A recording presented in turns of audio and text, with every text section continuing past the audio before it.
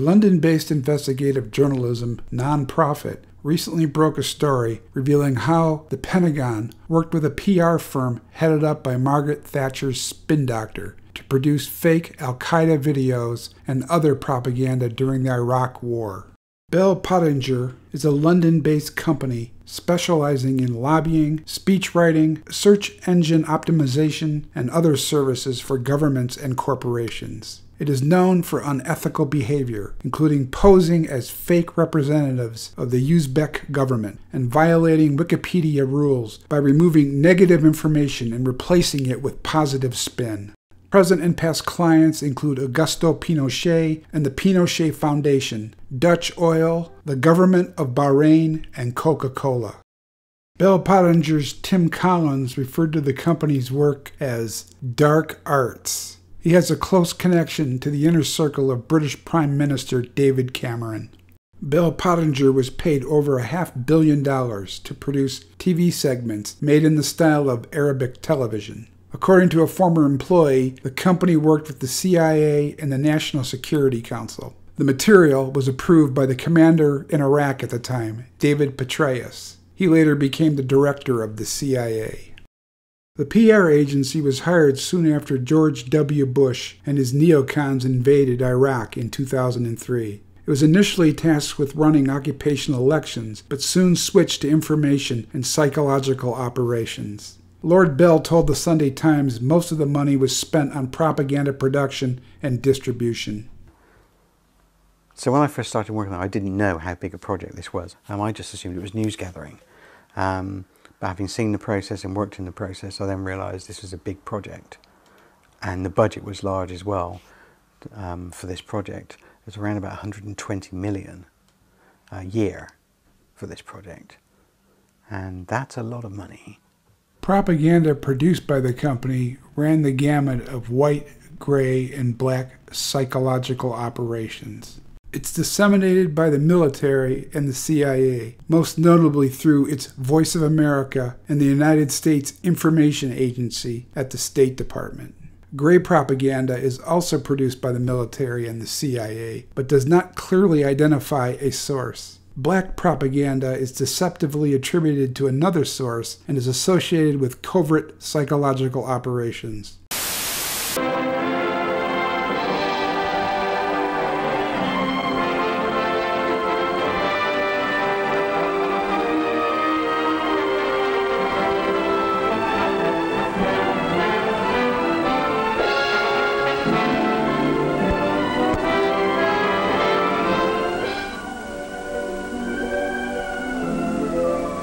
For the psychological program must be constantly updated.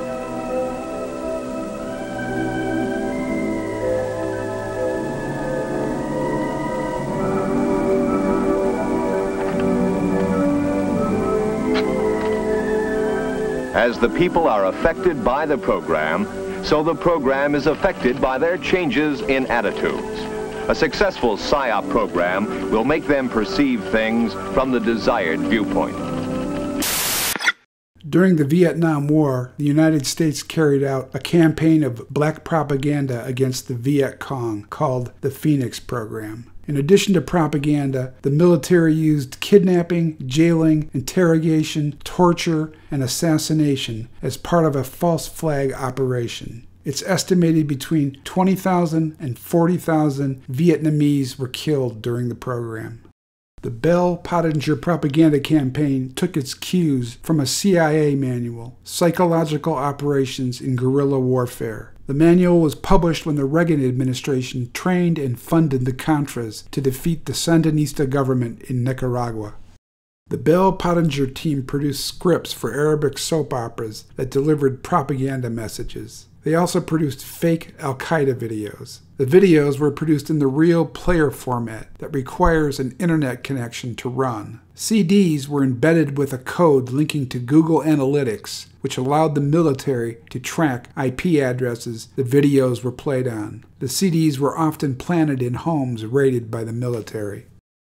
The Bureau of Investigative Journalism broke the story after it examined U.S. Army contracting censuses, federal procurement transaction records, and reports by the Department of Defense Inspector General, in addition to Bell Pottinger's corporate filings and specialist publications on military propaganda. It backed up its research by interviewing a half-dozen former officials and contractors involved in information operations in Iraq. Prior to the Bureau of Investigative Journalism story, details about CIA propaganda in Iraq went public. For instance, in 2010, the Washington Post's security blog reported the agency's operations group had considered shooting a fake video of Saddam Hussein having sex with a teenage boy. Although the Saddam video never made it off the ground, another project did. It depicted an actor playing Osama bin Laden, sitting around a campfire, drinking alcohol, and bragging about his gay conquests. The video, however, was never released. The Rendon Group was also involved in a CIA propaganda campaign in Iraq. The secretive public relations firm assisted a number of U.S. military interventions in nations including Argentina, Colombia, Haiti, Iraq, Kosovo, Panama, and Zimbabwe. It organized and named the Iraqi National Congress, a PR front group designed to foment the overthrow of Iraqi dictator Saddam Hussein. According to the award-winning investigative journalist Seymour Hersh, the Rendon Group was paid close to $100 million by the CIA for its work with the Iraqi National Congress. The Rendon Group is credited with creating the Iraqi Broadcasting Corporation that broadcast propaganda in the country. Rendon also worked with the Bush administration to spin military strikes in Afghanistan. It acted as a PR firm for the U.S.-installed leader Hamid Karzai and orchestrated the country's counter-narcotics program. At the time, Karzai's brother worked for the CIA and was a major player in Afghanistan's booming opium trade. The military also used psychological operations on members of Congress. In 2011, Michael Hastings reported for Rolling Stone that Lieutenant General William Caldwell, a three-star general in charge of training Afghan troops, illegally ordered a team of soldiers specializing in psychological operations to manipulate visiting American senators into providing more troops and funding for the war.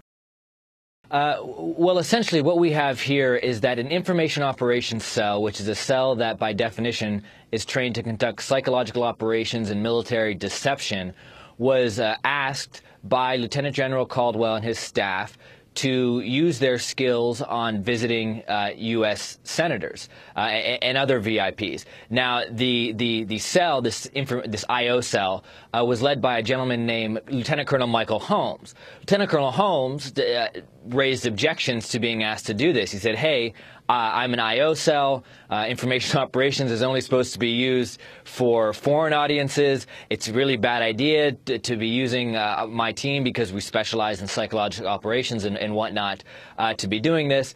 But the pressure kept on mounting on him to focus all his efforts not on the Afghans but on Americans visiting. The members of Congress included Senators John McCain, Joe Lieberman, Jack Reed, Al Franken, and Carl Levin, as well as Representative Steve Israel of the House Appropriations Committee, Admiral Mike Mullen of the Joint Chiefs of Staff, and a host of influential think tank analysts. Following his story and a less than laudatory profile of U.S. Army General Stanley McChrystal, Hastings died in a suspicious car accident.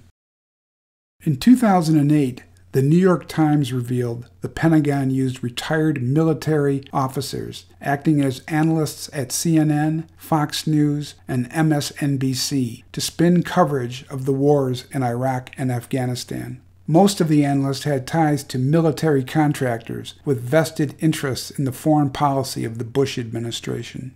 According to the Times, records and interviews show how the Bush administration used its control over access and information in an effort to transform the analysts into a kind of media Trojan horse, an instrument intended to shape terrorism coverage from inside the major TV and radio networks. Psychological operations conducted by the government are numerous. One of the more infamous was Operation Northwoods. In his book Body of Secrets, author James Bamford reveals secret and long-hidden documents detailing a plan approved by the Joint Chiefs of Staff at the Pentagon. Operation Northwoods called for innocent people to be shot on American streets, for boats carrying refugees fleeing Cuba to be sunk on the high seas, for a wave of violent attacks to be launched in Washington, D.C., Miami, and other American cities. The terrorism would be blamed on Fidel Castro and the Cuban government. President Kennedy rejected the plan. More recently, military personnel from the 4th Psychological Operations Group, based at Fort Bragg, North Carolina, were embedded at CNN's Atlanta headquarters. In 2000, the Dutch journalist Abe de Vries published a story showing PSYOPs personnel, soldiers, and officers worked as regular employees at CNN through the Training with Industry program. De Vries told Counterpunch the psychological program was confirmed by CNN and military personnel. Iraqis, Afghans, and members of Congress are not the only people subjected to psychological operations. In 2012, a bill was included as Amendment 114 of the Defense Authorization Act passed in the House of Representatives. It amended the Smith-Mundt Act of 1948 and the Foreign Relations Authorization Act passed in 1987. The law allows the State Department and the Pentagon to push propaganda on the American people over television, radio, newspaper, and social media. The U.S. Information and Educational Exchange Act of 1948 forbids propaganda intended for foreign audiences to be used in the United States. The amendments, however, were little more than a formality. In the early 1950s, the CIA launched Operation Mockingbird. The secret program organized by Cord Meyer and Allen Dulles, and later led by Frank Wisner, recruited leading American journalists into a propaganda network. Wisner recruited Philip Graham of the Washington Post to run the project. Graham had worked for military intelligence during the Second World War. In addition to the Washington Post, the New York Times, Time Magazine, the Chicago Daily News, and other influential publications participated in the project. The CIA paid some of the journalists through its Office of Policy Coordination, a covert psychological operations and paramilitary action organization folded into the CIA in 1951. Money for the project came from the Marshall Plan, a program intended to rebuild Europe after the war. In addition to feeding propaganda to the establishment media, Operation Mockingbird restricted news on CIA plots to overthrow the governments of Iran and Guatemala. The Church Committee, chaired by Senator Frank Church, in the 1970s revealed details about Operation Mockingbird that remained hidden up until that time. I thought that it was a matter of real concern that planted stories intended to serve a national purpose abroad came home and were circulated here and believed here, because this would mean that the CIA could manipulate the news in the United States by channeling it through some foreign country. Now we're looking at that very carefully. In 1999, during the wrongful death lawsuit of Lloyd Jowers and co-conspirators in the assassination of Martin Luther King, attorney William Schaap described the reach of Operation Mockingbird. But most people didn't realize the extent of the intelligence media organization is fairly incredible. They sort of brag about it when you read the books about the history of the CIA. One of the heroes was the first man in charge of media operations, a man named Frank Wisner, and they referred to his organization as the Mighty Wurlitzer. And there's this image of this guy sitting at one of those giant organs, you know, with 17 keyboards, and you're playing this sort of like the Phantom of the Opera in that scene. And there was the guy running the CIA media operations all around the world. And he really was, because every single city of any size on Earth, he had some employee who was supposedly worked for a newspaper or a magazine or a radio station or a wire service. And they could get stories anywhere. Schaap said about a third of the CIA's budget went into media secret propaganda operations. He estimated the amount at close to $1 billion a year.